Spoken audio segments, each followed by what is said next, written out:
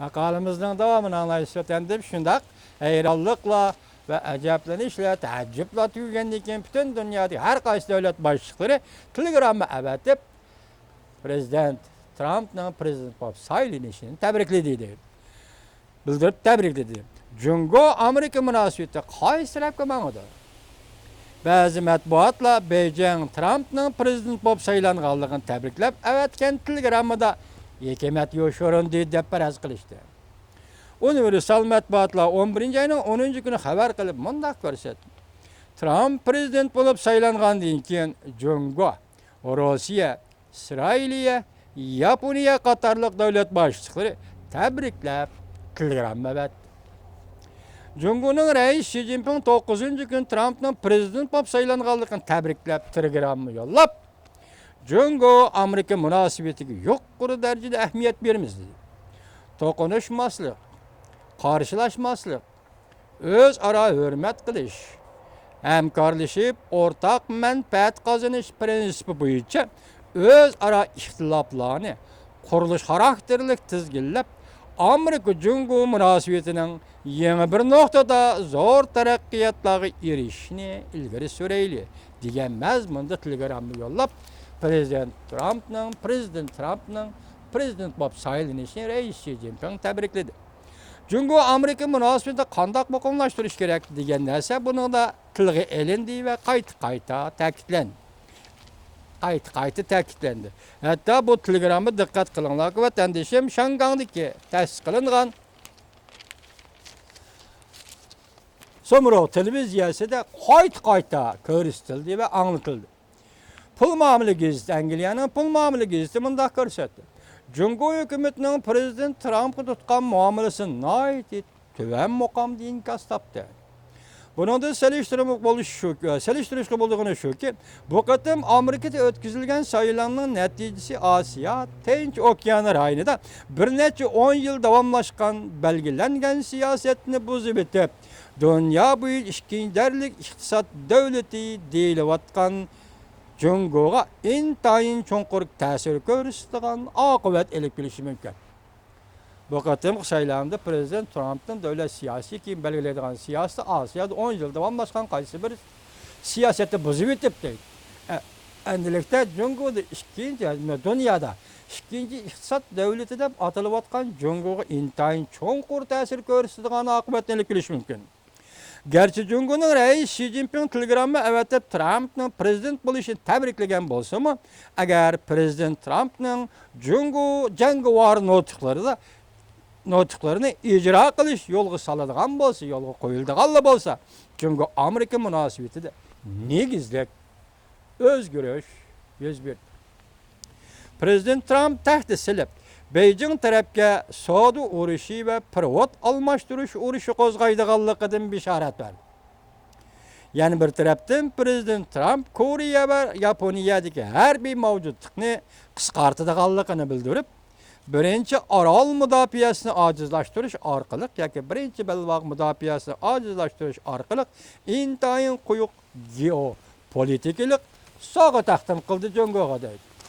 Masalan, Koreya, Yaponiya, Osiyoda agar biz Amerika ularni qo'g'dash tegishlik bo'lsa, qo'g'dash rasxotining yoki pulining ko'p qismini Koreya, Yaponiya o'zi elish kerak deydi. Agar mushundaq vaqtda bundaq ittifoqdan Yaponiya ayrilib chiqib ketsa, Koreya ayrilib chiqib ketsa vaqtda o'z oldiga mudofaa masalasida harbiy qurol yarog'ini tayyorlashga taraqqiy qildirish to'g'ri kelsa, biz boshda aytgandek Yaponiyami, Koreyami atom qurollari bilan o'zida qo'g'dashga mas'ul majbur bo'ladi deydi. Buning o'zi Jungo uchun eg'izdagi siyosatdagi tahdidlardan eshib kelgan tahdid bo'ladi deydi. New York vaqt geziti mundaq ko'rsatdi. Rais Xi Jinping prezident Trump telegram yo'llab yarışib qilishdan signal tarqatdi deydi. Demak, prezident Obama davrida tirkashdi, so'rkilishdi, ziddiyatlashdi. Masalan, Janubiy dengiz uya degandek, masalan, Sharqiy dengizda mudofaa rayini ayirib olish degandek tirkashdi. Endilikda rais Xi Jinping yarışib qilish to'g'risida prezident Trump telegramma avatdi dedi. Signal tarqatdi dedi. Trump'ning savdo va pul masalasida Beijing bilan qarshilashga va'da berganligini tilga olmadi. Trump'ның prezident bulup sayılınışı, Cungo Amerika oturışı iktisat ciddiliginin tehamo keskinleşidiganligidan derak berdi.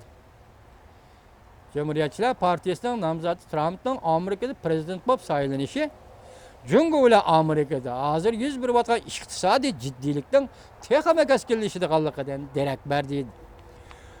Cornell Üniversitesi'nin Cungo'nun pul muamele sistemisi tahlil kılığı için mutaxassisi Swart Preset mındaq dedi. Prezident Trump vazife tügen mezgilde Cungo'ga pulni kontrol qılıp algıcı devlet, yani privat ayrıbaşlaş nispetini kontrol qılıp algıcı devlet markasini çaplap koyuşı mümkün. BBC mındaq görset. Prezident Trump Cungo'nun eksport mallarına 45% atrapta baj qo'yaman dedi. Agar mushuni siyosat qilib belgilaydigan bo'lsa, agar yo'lga soladigan bo'lsa va siyosat qilib tatbiqlaydigan bo'lsa, vaqti bu Jungo uchun ag'ir bir oqibatdir. Agar prezident Trump erkin savdo siyosatini o'zgartish va'dasini ishga oshiradigan bo'lsa, undaqda kelgusi 10 yil ichida Amerika va har qaysi davlatlar, dunyodagi har qaysi davlatlar orasidagi savdo munosabatida olamshumul özgürlüş yüz berdi. Biz başta aytdik, Çinpokunun maqolasi diye Amerikaizm, yakkichilik yoki yakkichilik öz aldığı iş görüşke yüzlenigan bir prezidenti saylanıp chiqdi deydi. Men buningda Çinpokunun ko'z qarashiga qo'shilmayman. Men shunday o'ylaymanki, dünya bir gavdi, dünya bir gavdi, Amerika shuning ichidagi asosli o'rindagi bir davlat. Şuna Amerika dünyadan ayrılanmaydı, dünya Amerika'dan ayrılanmaydı. Aynı vaqtda Wang Mao Uyg'urlar Xitoyda ayrılanmaydı, Xitoy Uyg'urda ayrılanmaydı degandek emas. Bu dünya shunaqa Amerika dunyodan, dünya Amerikadan ayrılanmaydı. Bu balki taqdir tarafidan shunday belgilangan narsa bo'lishi mumkin. Shuni bu yerdagi Amerikaizmni Çinpokun apandi, yani boshqacha tushundigandek turdi.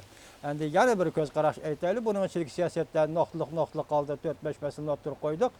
Masalan, 45% baj qo'yish Xitoyning eksport mallariga, shundoq ittifoqdosh Yaponiya, Koreyalarni o'z oldiga mudofaa sistemasi qurishni da'vat qilishdak.